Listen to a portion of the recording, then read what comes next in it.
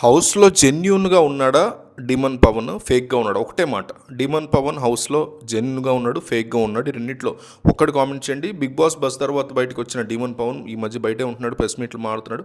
తను మన channel comments చూస్తున్నాడు. సో, ప్రజలు ఏమనుకుంటున్నారు అతని గురించి అనేది మిస్ అవ్వకుండా మనం చెక్ చేద్దాం. సో, కామెంట్ చేయండి అతని గురించి. డిమన్ పవన్ ఇంట్లో హౌస్‌లో ఫేక్‌గా ఉన్నాడు, జెన్యూన్‌గా ఉన్నాడు. అతను చూస్తాడు ఈ కామెంట్స్. సో, ప్రజలు ఏమనుకుంటున్నారు అతని గురించి తెలియాలి. అండ్ శివాజీకి సంబంధించినటువంటి బిగ్ బాస్ బజ్లో చాలా విషయాలను బయటపెట్టే ప్రయత్నం చేశాడు. ఎస్పెషల్లీ శ్రీజ బయటకు వచ్చిన తర్వాత ఇచ్చినటువంటి ఒక ఇంటర్వ్యూలో హౌస్లోకి నేను ఎంటర్ అయ్యే టైంలోనే ఏదో ఒక రిలేషన్ పెట్టుకోవడం ప్రయత్నం చేస్తాను, లవ్ ట్రాక్, దానివల్ల ఎక్కువ కాలం ఉంచుతారు కదా అని అన్నాడు నాతో అని చెప్పి చెప్పింది. లవ్ ట్రాక్ వర్కౌట్ అవుతుంది, ఖచ్చితంగా ట్రై చేస్తానని చెప్పిందని శ్రీజ చెప్పిందని అన్నాడు శివాజీ. అంటే శ్రీజ ఈవెన్ హౌస్లో కూడా 2-3 సార్లు నన్ను వార్న్ చేసింది, జాగ్రత్త డీమని చెప్పాడు ఇదంతా. కానీ ఎందుకు వెళ్ళలేదు అంటాడు శివాజీ.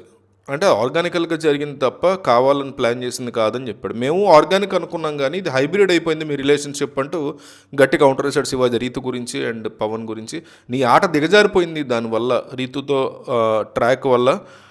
అండ్ లాస్ట్ 2 వీక్స్ ఉన్నటువంటి ఆట ఎందుకు దొబ్బింది నీకు లాస్ట్లో అంటూ కూడా శివాజీ కౌంటర్లు వేశాడు. అదుపు లేదు, నిన్ను ఎవడో ఆపేది లేదు, ఫ్రీడమ్ ఉంది నీకు, ఫుల్గా ఉన్నావు, హ్యాపీగా ఆడుకున్నావు, నీకు ఏ రకమైన లగేజీ లేదు, నీకు మొహమాట పడుతూ ఉండిపోతే కష్టం అన్న ఇదిని పక్క పెట్టేశాను నేను అన్నాడు. మనైతే మొహమాటం ఎందుకు నీకు అన్నాడు శివాజీ. కరెక్టే కదా, నువ్వు వచ్చిన పర్పస్ ఏంటి, నీకు బాధ్యత ఉంది, గెలవాలని వచ్చావు, అది ఎందుకు మర్చిపోయావు అని క్వశ్చన్ చేశాడు. మర్చిపోలేదు నేను, కానీ దానికన్నా ఎక్కువగా డాడీ గురించి ఆలోచించడం, ఎక్కువ సాడ్ అవ్వడం ఇవన్నీ అవ్వకుండా హౌస్మేట్స్తో ఉందాం అనుకున్న టైంలో రీతు ఫ్రెండ్షిప్ కానీ అవి కానీ వచ్చి అన్నాడు. సో కళ్యాణ్ కూడా నీతో బాగున్నాడు, మంచి ఫ్రెండ్, అగ్ని పరీక్షలో మీరంతా కలిసి ఉన్నారు కదా, కళ్యాణ్తో ఫ్రెండ్షిప్ చేయకుండా రీతు ఎందుకు నీకని క్వశ్చన్ చేశాడు శివాజీ.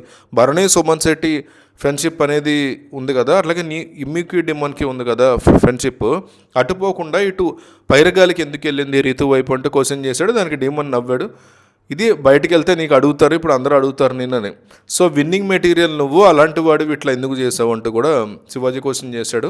ఓ డైలాగ్ చెప్తే నీకు గుండా అయిపోద్ది అన్నాడు శివాజీ. అదేంటంటే ప్రతి అమ్మాయి లైఫ్లో డిమాన్ లాంటోడు ఉంటే ఆ అమ్మాయి లైఫ్ చాలా హ్యాపీగా ఉంటుంది అని అంటున్నారు బయట.